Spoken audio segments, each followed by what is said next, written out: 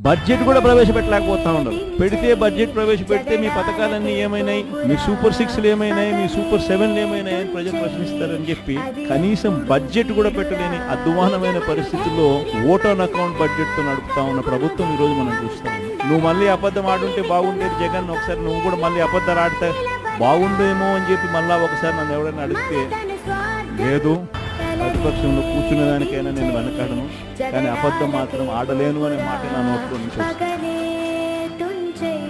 ఎందుకు చెప్తా ఉన్నానో తెలుసా ఈ మాట? బహుశా చాలా మందికి నేను ఈ మాట అన్నప్పుడు నచ్చకపోవచ్చు, కానీ ఎందుకు నేను ఆ మాట చెప్తా ఉన్నాను అంటే విలువలు విశ్వసనీయత అన్న పదానికి అర్థం అనేది ఉండాలి. రాజకీయాలలో సరే అధికారంలో ఉంటాం, ప్రతిపక్షంలో ఉంటాం, మళ్ళీ అధికారంలోకి వస్తాం, కానీ మళ్ళీ మనం అధికారంలోకి రావాలి అని అంటే మళ్ళీ మనం అధికారంలోకి తీసుకొచ్చేది ఏమిటి? మన విశ్వసనీయత, మన క్రెడిబిలిటీ, మన విలువలు, మన విశ్వసనీయతని మనం మళ్ళీ అక్కడికి తీసుకొస్తాం.